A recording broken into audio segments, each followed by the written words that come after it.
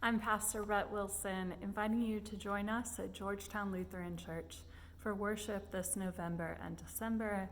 And I want to share with you some special opportunities and some ways in which we are celebrating the season a little bit differently this year. Coming up this Sunday, the first Sunday of November, November 3rd, is All Saints Sunday.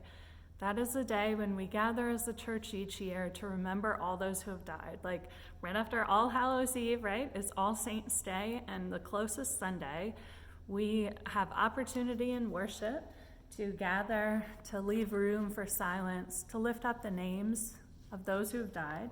And during worship, there will be a time which, if you like, you can join us, come up front and light a candle in honor of your loved ones or those on your heart this day. Of course, the church is a part of the world, and we want to gather and have space for prayer and reflection when we need it, and our anxious hearts need it right now around this election season. So on election night, we will gather for evening prayer, which is Vespers, here in our sanctuary, but it's a community invitation open to everyone, and I'll be co-leading with my colleague, the Reverend David Waycaster from Grace Episcopal. Everyone's welcome, 7 p.m. in person and on Zoom. Then, and here's the part that's different. We did this a few years ago, but again this year, we are going to be practicing extended Advent. So typically we think of the season of Advent as 4 weeks, the 4 Sundays preceding Christmas Day.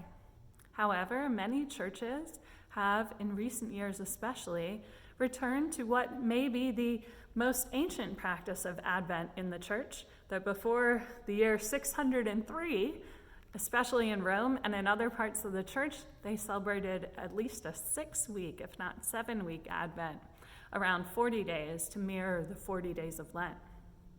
Honestly, I find that this extended Advent gives us space for it to breathe and to really live into it. And it feels on theme for this year when we are doing so much waiting and where our anxious hearts need some grounding, some practice, and some balm. So that means that we will join others in the wider church in practicing this extended Advent season of 7 Sundays leading up to Christmas Day. And we won't change the appointed scriptures or anything like that. There's no need to. They already feel Advent-y enough, but we will start that practice. And we have Advent devotions that you can pick up starting this Sunday at church. These devotions start November 10, which is the Sunday following, which we will start the season of Advent. I know that many of us also travel and are so busy with holiday things during Advent, so this gives us an opportunity to live into it a little more deeply.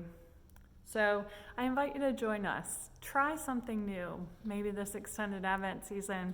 Go get a second one of those chocolate Advent calendars and just start working through both of them. It works out. But in this season, God gives us the gift of time to reflect, time to practice waiting, and time to remember that God holds us all and that good news is coming. Spoiler ahead, Christmas, we will gather for one Christmas Eve service at 5 p.m. All are welcome. Hope to see you this season.